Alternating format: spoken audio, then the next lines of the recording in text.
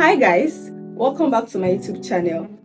If you are new to my channel, if you are seeing this face for the first time, hi, hello, you are welcome. My name is Goodness Abby, and please subscribe to my YouTube channel. Don't forget to turn on your notification bell so you can receive new updates whenever I make a new post. And if you are an old subscriber, thank you for coming back to my channel. So today's video is highly requested, or had been highly requested by my TikTok family. Yes, I'm on TikTok, so if you're on TikTok, you might want to follow me on House of Laifa. Please follow me on House of Laifa because I post more on TikTok than I will on YouTube. So thank you very much as I do so. So like I said, the video is highly requested on how I make my trousers. So if you're interested in this video, if it's something that is appealing to you, you might want to stick around. And I'll be working with the basic sewing tools that we all know.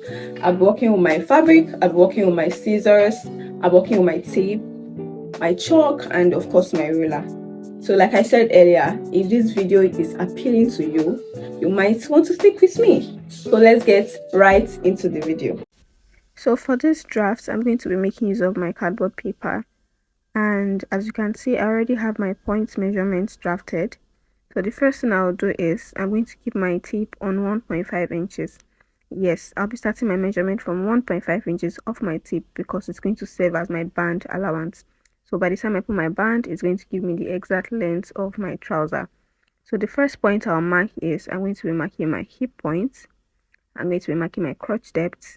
For the crotch depth, I'm going to divide my hip by 4. That's my hip circumference divided by 4. And I'll add whatever I have plus 1.5 inches. So my hip circumference is 10.5 inches plus 1.5, I have 12. So I marked 12 inches for the length of my crotch. Then the next thing I'll do is I'll mark my knee line. I'll mark the length of my trouser and of course 2 inches for bending allowance.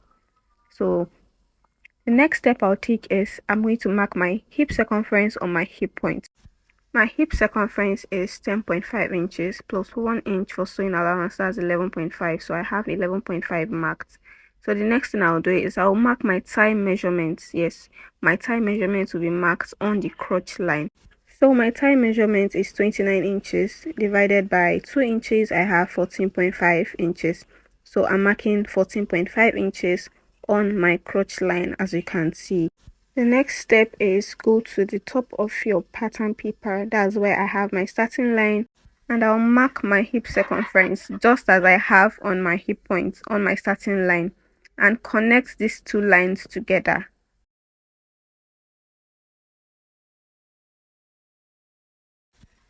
So in order to get the crotch line, I'm going to connect this line now to my thigh measurement, just as you see me doing. If you have your curve ruler, you can use it. For me, I'll be using my freehand. Next, I'm going to mark my waist circumference on the top, just as you see me doing. So I'm going to divide my waist by 4, and whatever I have, I'm going to add 2.5 inches as allowance. So for the 2.5 inches, 1 inch will serve as that, and the other 1.5 inches is going to serve as sewing allowance, after which I'll connect the point to my hip point using my ruler. So for my knee, I'm going to mark my thigh measurement, the same 14.5 I have on my crotch. I'll mark it on my knee point, and I'll also mark it on the length of my trouser, just as you see me doing. The next measurement I'll be taking is my knee measurement. Since I have 14.5 inches on my knee line, I'm going to divide it by 2. So I'll mark the midpoint on my knee line and also mark the same midpoint on the length of my trouser, because I want the fullness of my trouser to be equal both on my knee and on the length. So in order to get my knee measurement, I'm going to divide my knee circumference by 4. So for my knee circumference, I'm using 24 because I want the legs of my trouser to be big. So 24 divided by 4 is 6 inches. So I'm marking 6 inches on both sides of my knee. That's from the midpoint. From the midpoint I'll mark 6 inches on both sides of my knee, and I'll repeat the same process on the length of my trouser because I want it to have the same fullness on the knee and also on the length.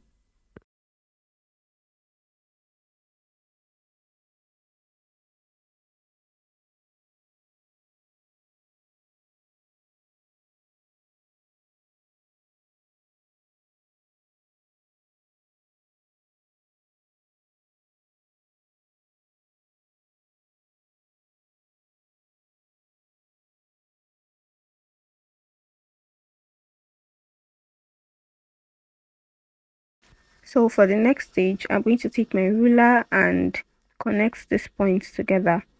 I'll connect the point on the right hand side and also the ones on the left hand side of my draft. I'll also be connecting the hip point to my knee point. So from the hip point to my knee point, that's on the left hand side, so I can get the curve of my trouser, as you can see me doing. And right after that, I'll connect a line from my crotch to my knee. So I'll connect that using my ruler as well to get my crotch line across to my knee to the length of the fabric. And as you can see, the trouser is already coming in shape. So let's cut our trouser.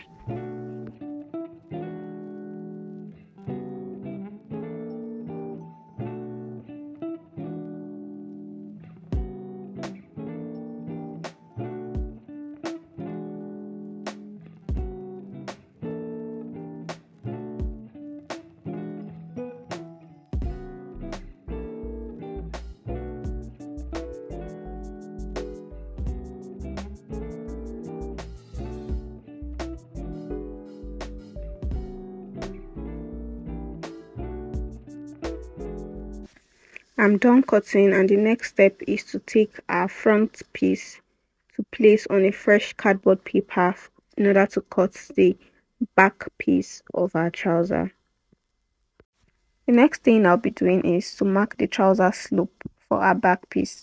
Now our back is always a bit higher because of our butt. So we're going to take our trouser slope. I'll be using 1.5 inches. But if you're a size 14 and above, you might want to take 2 inches.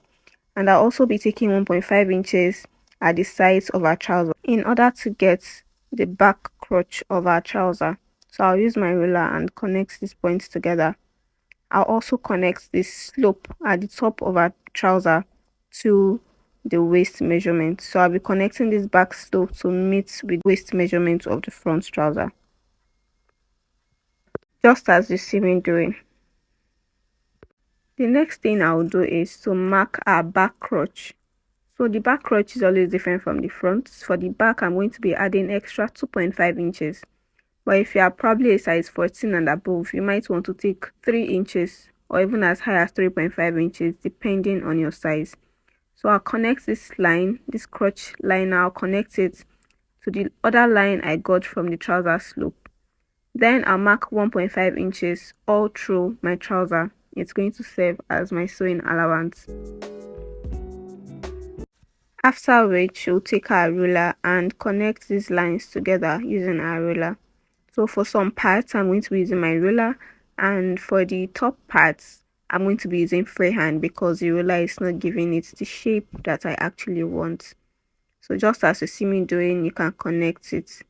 I'll also be using my pen to trace out the other side of my pattern. So the left hand side of my pattern where I have the hip, I'll use my point to trace out that line. After which, I'll take out the front piece of my pattern and use my scissors and cut the back piece.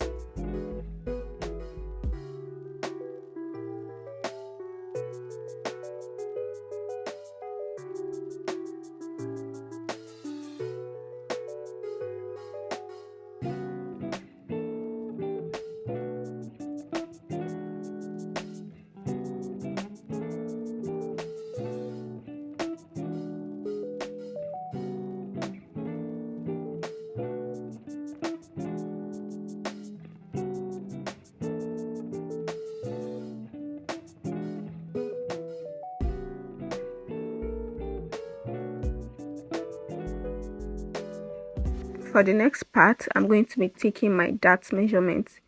So I'm going to be notching my dart line in the front piece and also the back piece. The final part of our draft is our pocket. So at the top of the pattern paper, I'm going to be marking 2 inches inward and 7 inches downwards, and I'll connect these lines together.